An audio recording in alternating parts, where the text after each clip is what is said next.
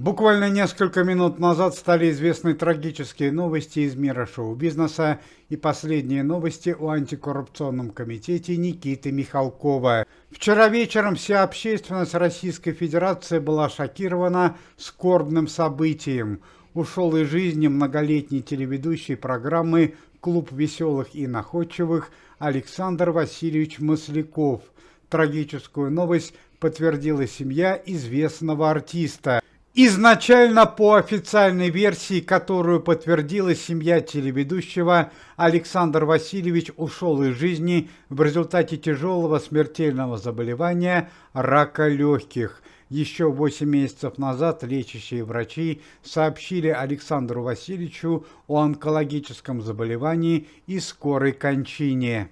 Однако сын и супруга Александра Васильевича Маслякова умолчали о важном моменте, который кардинально изменил всю картину трагической ситуации. Накануне Александр Васильевич Масляков за несколько часов перед смертью был доставлен в больницу не только по причине тяжелого состояния, связанного с раком легких, но и с обширной черепно-мозговой травмой.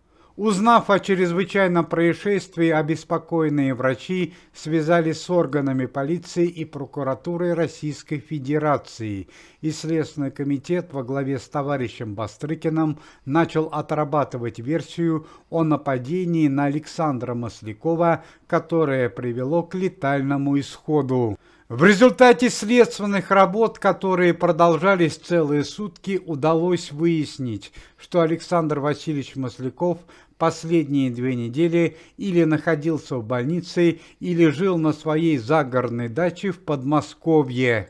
Опросив соседей по дачному участку, удалось выяснить, что последние 3 дня перед смертью Александр Масляков жил в своем загородном доме, а за 2 дня до трагедии к Александру Васильевичу Маслякову приехали гости. 20-летняя внучка Александра Маслякова со своим молодым человеком, нигде не работающим, Иваном Мазаевым.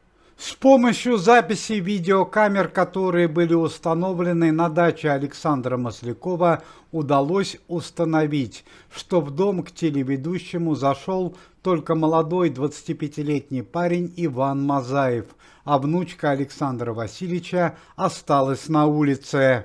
Спустя примерно 30 минут после данного события Иван Мазаев выходит из дома Александра Маслякова и вместе с внучкой Александра Васильевича садятся в машину и уезжают в неизвестном направлении, а уже спустя 2 часа скорая помощь подъехала к дачному поселку и госпитализировала Александра Васильевича Маслякова в тяжелом состоянии и с черепно-мозговой травмой.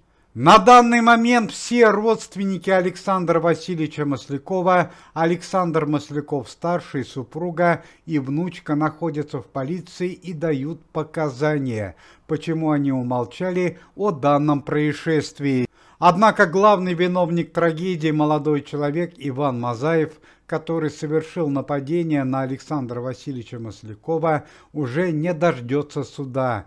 Несколько часов назад при задержании он погиб в результате пулевых ранений. Начальник Следственного комитета и заместитель антикоррупционного комитета Александр Иванович Бастрыкин выдвинул версию о происшествии. Стало известно, что у внучки Александра Маслякова были плохие отношения со своим дедом, и она срочно нуждалась в наличных деньгах.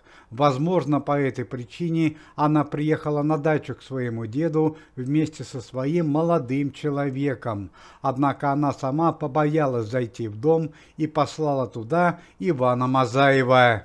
Лечащие врачи и судебно-медицинская экспертиза подтвердила, что основной причиной смерти Александра Васильевича Маслякова стало заболевание рак легких. Однако черепно-мозговая травма, полученная при нападении, серьезно усугубила трагическую ситуацию, что в итоге и привело к летальному исходу. Помимо этого, надо отметить, что Александр Васильевич Масляков за 1,5 месяца до трагической ситуации находился в следственном изоляторе.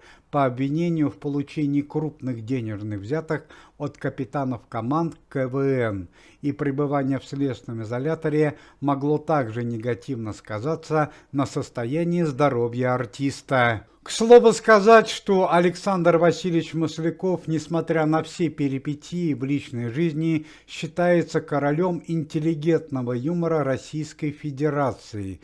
В разные годы своей творческой карьеры он был ведущим таких программ, как «Алло, мы ищем таланты», «КВН», «А ну-ка, девушки», «Адреса молодых», «Вираж», «Веселые ребята» и многих других.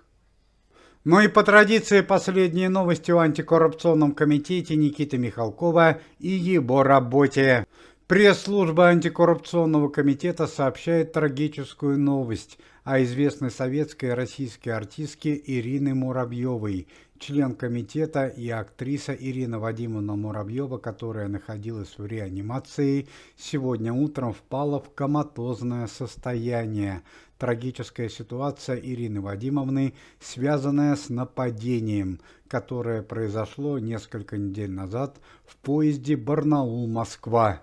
Еще одна трагическая новость. Известный советский и российский актер Владимир Конкин вчера вечером был госпитализирован в критическом состоянии. По предварительной информации, у Владимира Конкина диагностирован обширный инфаркт. Член антикоррупционного комитета и известный артист Константин Хабенский даст 4 бесплатных концерта в крупных городах Российской Федерации: Самара, Уфа, Набережные Челны и Саратов. Все средства от данных выступлений пойдут на благотворительные цели, в том числе помощь пострадавшим при чрезвычайной ситуации в Курской области. Известная общественная организация «Ветераны России» обратились в антикоррупционный комитет с требованием лишить родительских прав Максима Галкина и Аллу Пугачеву. Общественники считают, что постоянные переезды в разные страны и смена обстановки вредят здоровью детей Максима Галкина и Аллы Пугачевой. Однако антикоррупционный комитет ответил общественникам, что лишение прав в данном случае невозможно, так как Максим Галкин и Алла Пугачева проживают в другой стране, а смена обстановки не является нанесением вреда здоровью детей.